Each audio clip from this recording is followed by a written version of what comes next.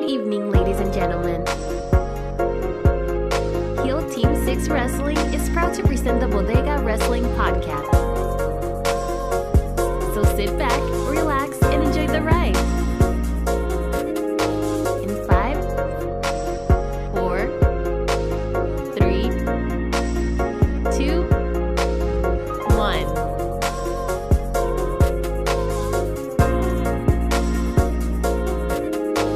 Ladies and gentlemen, and welcome to another weekly episode of the Bodega Wrestling Podcast. It is I, your quintessential Puerto Rican muffin, Jorge, looking as a muffin as always. And folks, we're just gonna go jump right into it because we have a lot to speak on. I'm not even gonna talk about AEW After Dark today. I'm just gonna go into stuff that happened on Tuesday with the Impact Wrestling. And then the stuff that happened on AEW first night of Fyter Fest. So let's jump right into the action.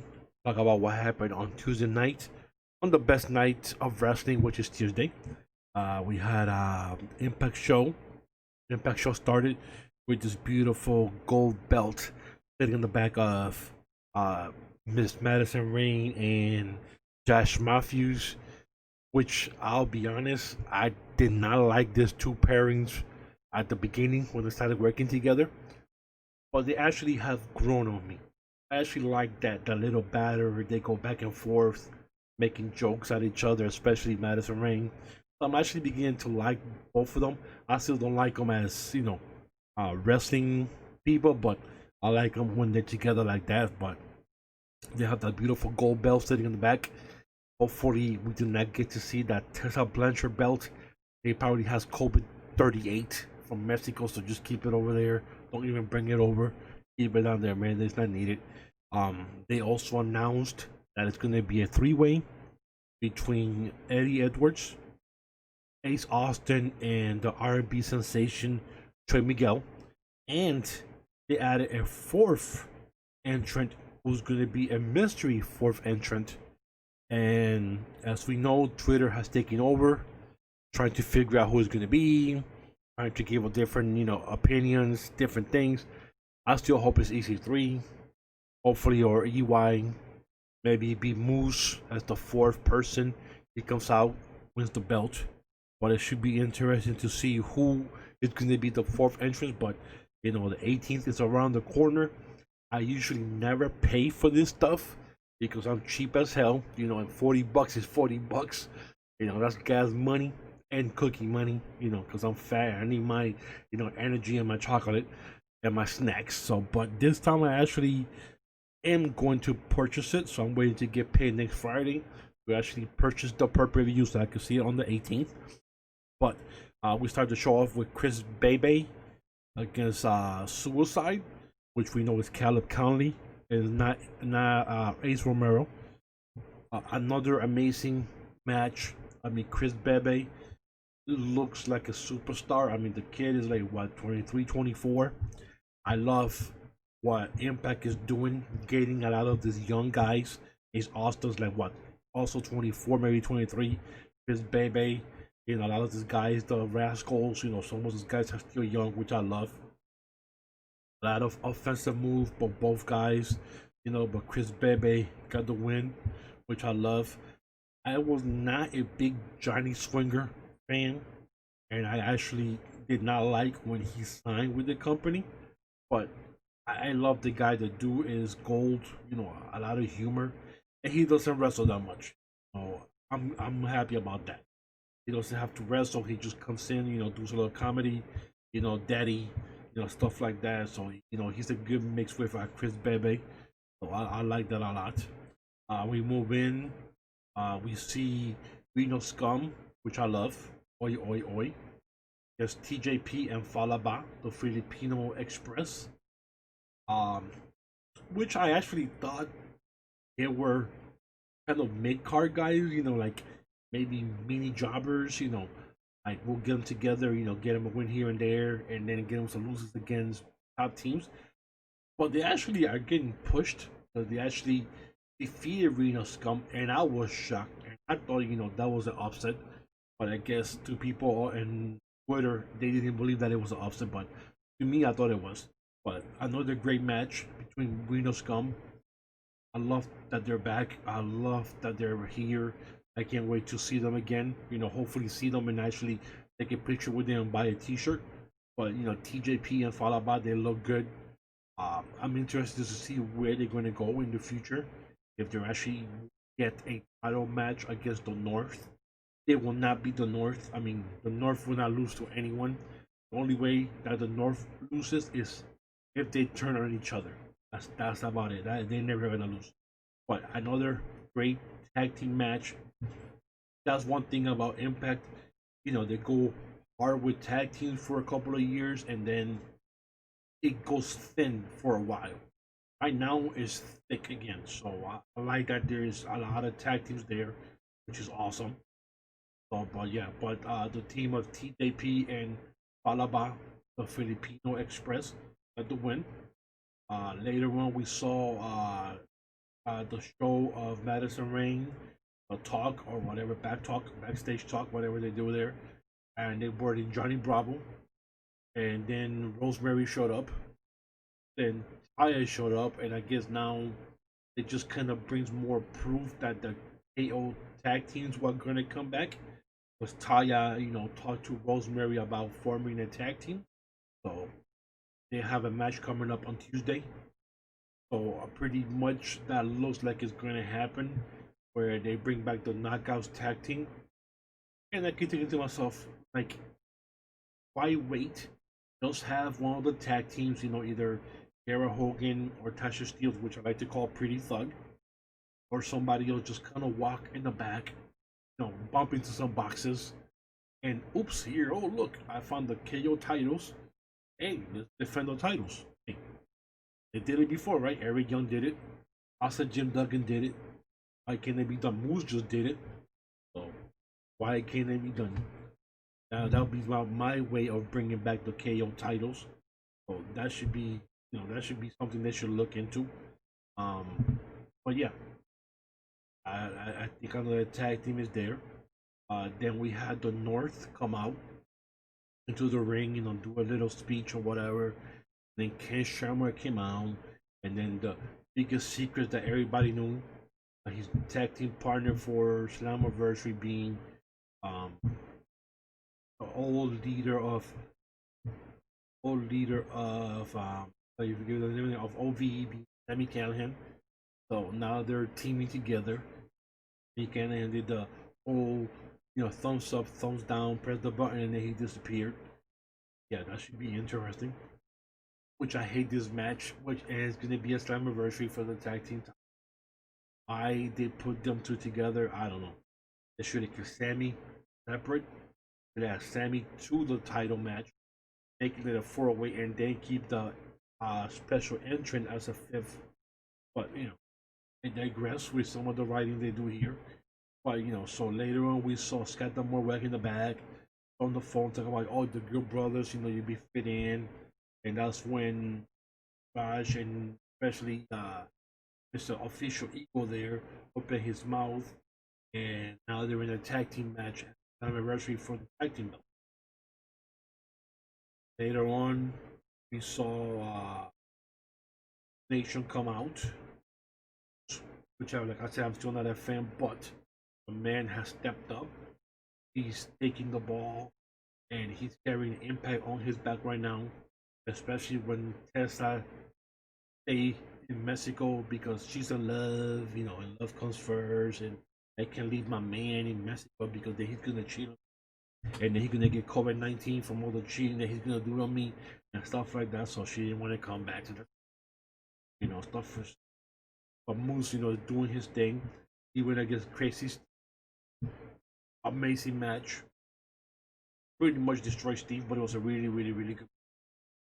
And then after a while, he just keep beating up Steve more and more and more. And then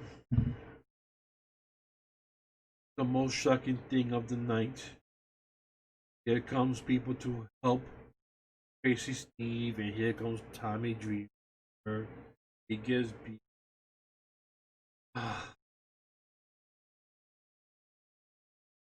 Once again, Dreamer gets involved in something else.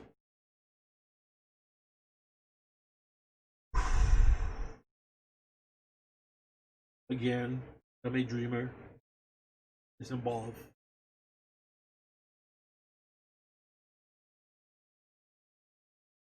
Yep, Tommy Dreamer is back. And this man, for the last 2 years, has participated in every pay per view.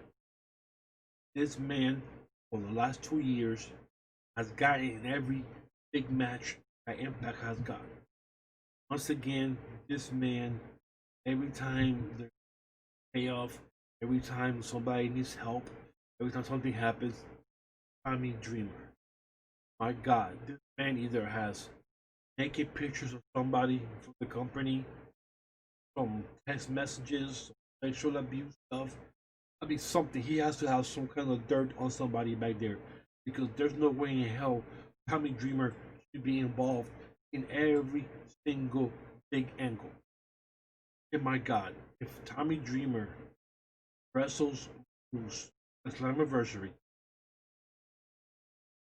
for the if in a title or some kind of revenge match for what happened, I'm gonna freak out. I'm like literally, I'm gonna lose it. I'm gonna have a reaction video of me just screaming at the TV, breaking the TV. Actually, I won't do that. My TV is expensive. I can be breaking on it. Tommy Dreamer was finds his way into this dude. I'm so tired of this dude. With Ken Shamrock almost pushing 60. Tommy Dreamer always being there on everything. Hopefully he comes out next week, apologizes and says, yeah, we're gonna have a match, but it's not gonna be me. You're gonna wrestle somebody else, and most likely it's gonna be Rhino, or somebody like that, because they always do that. Some ECW retiree, or let's give him one more match, type of glory shit. Yeah, but this is I can't with it anymore with Tommy Dreamer. I'm fed up of Tommy Dreamer. Tommy Dreamer gives me a headache. Every time I think of Tommy Dreamer, my tumor getting bigger. Right? How much I dislike Tommy Dreamer. This is how much I dislike any ECW person. I am so sick of ECW. ECW died like 30 years ago. It's something dead. I mean, pretty much everybody from ECW has either been, has actually died. That's the way because they just abuse of drugs in their bodies, and the few that are left are already pushing 50. They're still trying to hold on to something. What it is, I don't know. It's trying to hold on to something, and I'm so sick of Tommy Dreamer that I'm done talking about Tommy Dreamer. So I'm gonna move on to the next match, which my two girls, Kiera Hogan and Tasha Steele, hashtag Pretty Thug. So put it up there on Twitter, please, guys. Hashtag Pretty Thug. Because they're both pretty and they're both thuggish. Pretty Thug. Went up against Havoc. So they had Kiera Hogan go up against Havoc. This was not one of the best matches that I've seen on the Knockouts division so far this year, because the Knockouts division has been kicking butt. A couple of weeks ago they had like 3 Knockouts women's matches in a row, and it was awesome. But this was not the best match out there. Kiera Hogan got the win. Well, like I said, it wasn't the best match out there, but it is good because they're still getting the women out there is pretty good. The main event, Man Fulton go up against the R&B sensation Trey Miguel. Trey Miguel did good. I'm very impressed with Trey Miguel. I actually thought this was going to be Man Fulton squash, just throwing him, throwing him from side to side to side to side, just ripping him apart, destroying him. But Trey Miguel did good, held his own. And then, of course, Trey Miguel had to cheat to win because he didn't have no chance in hell to beat Man Fulton. Awesome main event. Awesome main event. He took Austin's little staff, this is like Gambit, and hit Man Fulton over the head to get the disqualification. But like I said, Trey Miguel really, really looked good. I was really surprised by his showing. This week's show wasn't the best show that I've seen so far this year. But they're doing their thing. They're 2 weeks away from what's going to be the biggest pay-per-view date. I mean, COVID-19 pretty much destroyed all the 2 pay-per-views that they had planned. They didn't work. But this one here is going to be that big payoff. There's a lot of names, a lot of rumors going around that supposedly the Good Brothers, Luke Gallows or Anderson have signed with Impact. I'm the type of guy that I believe in on the saying that says I'll believe it when I see it. But a lot of you know, crap sheets out there and some crap sheets that people like believe that has happened. Something needs to happen. Impact or Anthem has the deep pockets to get some people in. So hopefully if they're signed, hopefully we get to see them before Slammiversary. Some kind of little vignette thing or at Slammiversary. Anybody else, hopefully, there's supposedly more rumors that they're basically talking to everybody who's a free agent from WWE. Right now, Evolve just got purchased by WWE. So there's a lot of people's contracts that are up who are going to be out there floating. So don't be surprised if you see a lot of Evolve guys getting signed in the future. Ring of Honor, who has their pulse is fading, has people going to be free agent, including Crappy Ray. Who, my God, please do not bring this guy to Impact. Just keep that guy away from Impact. Please, I didn't even want to mention this dude's name because I'm afraid that he show up. I don't even want him nowhere Impact. Also, Kurt Angle might come back. If he comes back, have him be like the GM, the company. Do not have him wrestle. His wrestling days are done. Just have him be the GM of the company. On air GM, and do something so that way it gives a little more flair to the show. So there's a lot of opportunities, a lot of free guys out there. So hopefully, like I said, Anthem has deep pockets. They need to dig. They need to dig deep. What they gotta go after, just go after. If you have to sign 15 people, sign 15 people. They need to start making some noise. They need to start making some noise. They need to start making some moves. We need some young people coming in and change the aspect of the company. A lot of things needs to happen. But anyways, that's for Impact. We'll move on to AEW, which they had the Fighter Fest Night 1. Before the show started, I know that they mentioned on Tuesday at AEW Dark that the main event of Night 2, which is supposed to be Moxley against Cage, has been moved to the following week. And be another free pay-per-view on TV, AEW for the Fallen, which they did last year for the Soldiers and stuff like that. That main event has been moved to that show now. So I don't know if they are doing another match, something else, adding some new people to, cover for 9-2, but we'll find out next week if they do that. But Night 1, you saw Jurassic Express against MJF and Warlow. This was amazing. Amazing match. You already know what Jurassic Park brings to the table with Jungle Boy and Luchasaurus. You know what MJF brings, but Warlow really impressed me.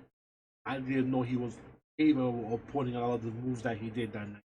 So I am really impressed with what they did. I was blown away by the chemistry between both teams. It was awesome, amazing match, and that was the first match of the that was won by Jurassic Express. Oh, I love the match. Really love the match. It was amazing. The chemistry, the finishing maneuvers, everything that they did was awesome. Amazing. Next up, they have Ford against Sheeta. Now, this match was incredible. Now, I didn't see the One American Bash. They had Io Shirai against Sasha Banks, and I heard that one blew up.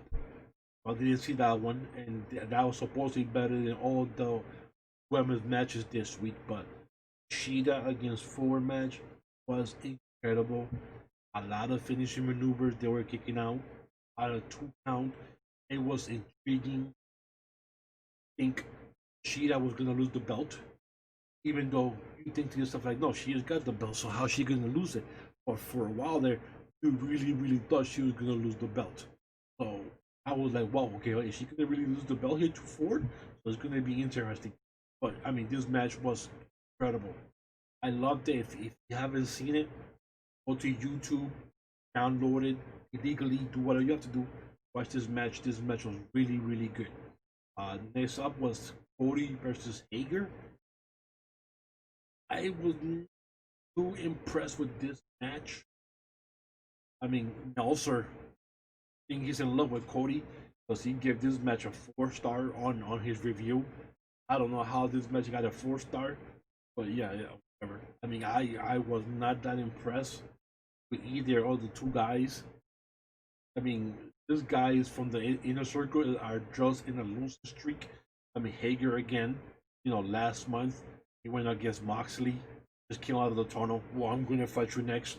He gets a title shot. He loses. Against Cody, when he beat Ricky Starks, he comes out of the thing. I want to fight you next. It's a title match. So basically, what you have to do in AEW is when the champion wins or retains the title, just come out of the tunnel, just announce that you're going to be the next opponent, and that's how you get a title match. But I was not really impressed with this match. I didn't see anything special about it. I don't even know what happened half of the time of the match. I was actually kind of bored watching this match. Cody won, which wasn't, I mean, there was never any doubt that Cody was going to win. Hager got mad and then punched the referee. Now he supposedly has a 10-day suspension. Well, that was a 10-day suspension. That's like a baseball game player gets a 10-day for hitting a batter or something. Yeah, so I don't even understand that. So he's out for 2 or whatever. Next match we saw was PMP, Proud and Powerful, my homies Ortiz and Santana against Power Party. Now, let me say something about this. Ortiz and Santana win AEW. This guy should have been champions by now. What the hell's going on there with these guys, I have no idea. But these guys have just become jobbers at AEW, which I'm upset about it. And I know it's still early, it's only been 8 months for the company, blah, blah, blah, blah. They're making money, they're not complaining about it. But dude, the thing is 8 months. When was the last time you won a match on Dynamite on a Wednesday night? I seen you win matches on Tuesday after dark, but rarely see you win matches on Wednesday night. Now, no knock against Power Party, they are pretty good. I mean, they are pretty good. They're young, they're still learning, they're still doing their thing, but they won. Now they get a title shot next week or 2 weeks from now against Omega and H.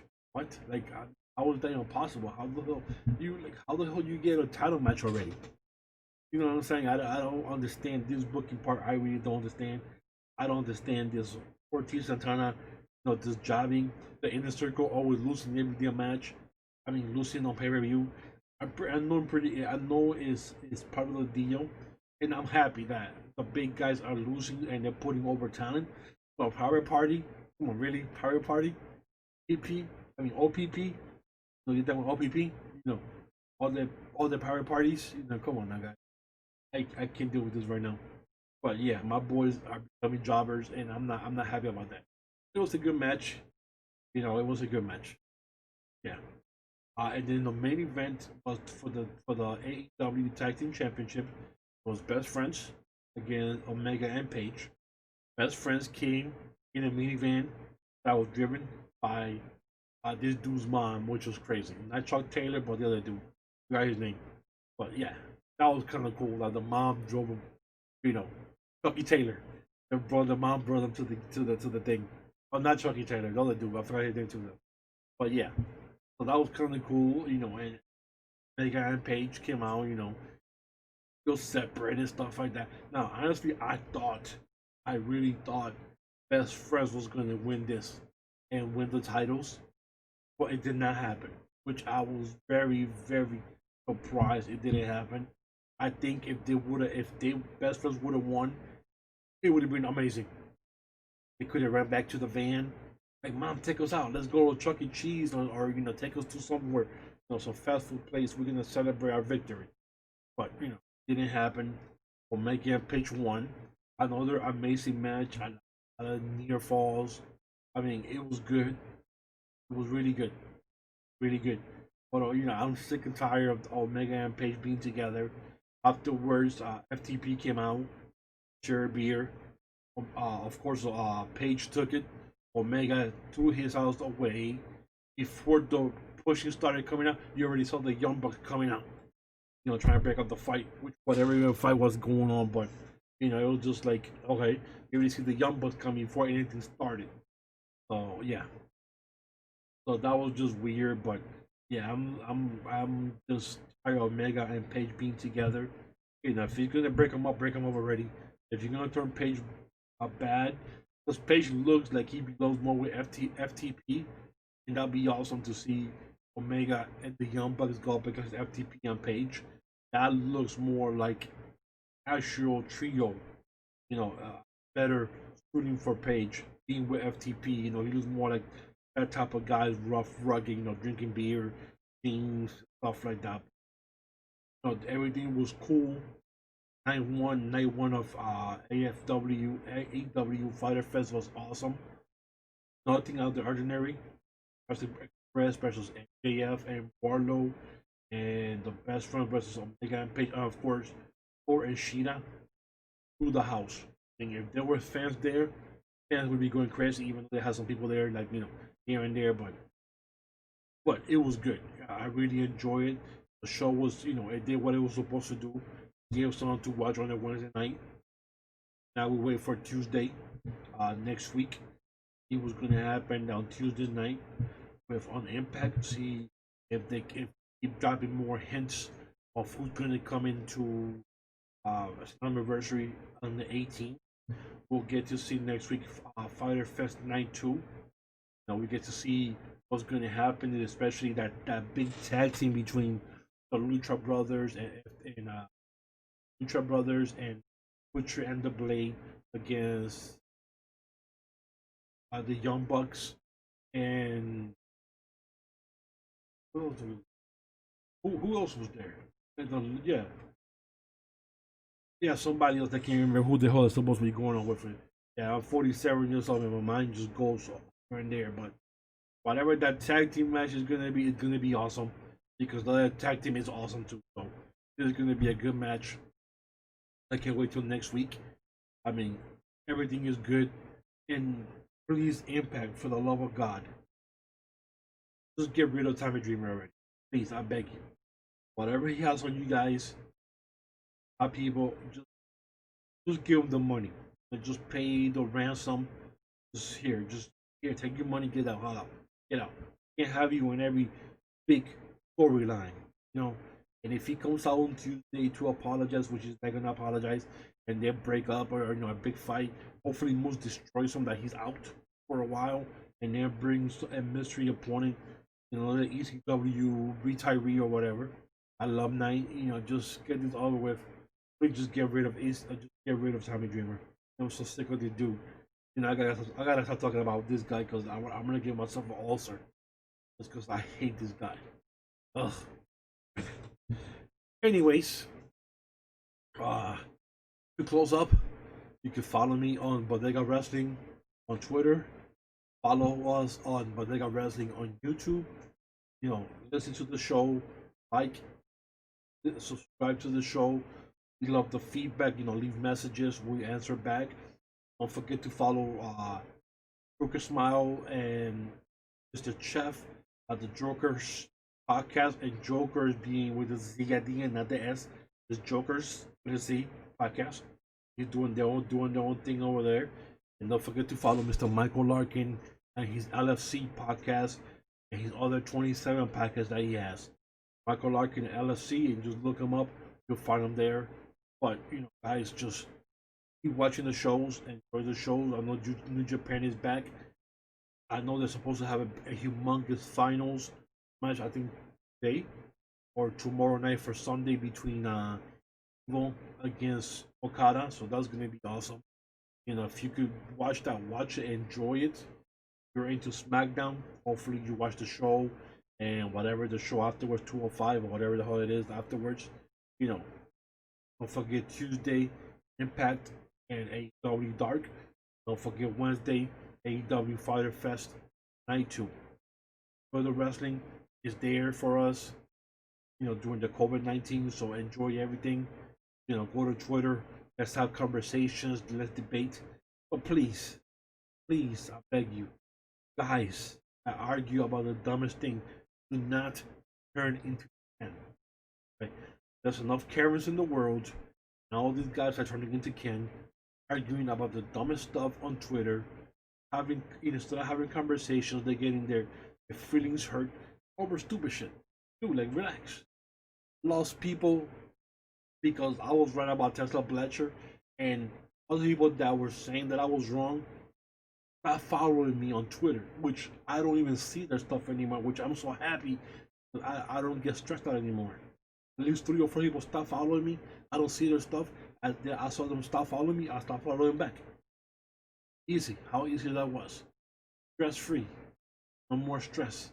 These idiots complaining about, oh, you're not a real fan, blah, blah, blah, blah. Blah, blah, blah, blah, blah, blah, blah. Who cares? Just enjoy the product. Enjoy the product. Have good conversations. Just talk to people. And if you don't like what they say, just move on. So the conversation, debate. Don't start crying about stupid shit. Don't become a Ken. Enough Karens in the world, so please do not become a Ken. But anywho, guys, this is Jorge, your quintessential Puerto Rico muffin, with this week's wrestling action. Please enjoy the weekend. It's 4th of July. Do not blow any fingers off, hands, or hair, eyebrows, or anything. Be careful out there. Do not drink and drive. Do not do anything stupid this weekend. Please. I want to see everybody back on Twitter on Sunday or Monday. Enjoy. Go out, have a good time. I know things are different because of COVID-19 and summer has been canceled, but of July has been canceled, but you can still have fun with your fireworks. Just do not do anything dumb and blow anything out of your bodies. That said, guys, thank you for listening. Please continue to listen. Respect each other on Twitter. And I will see you next week. Thank you.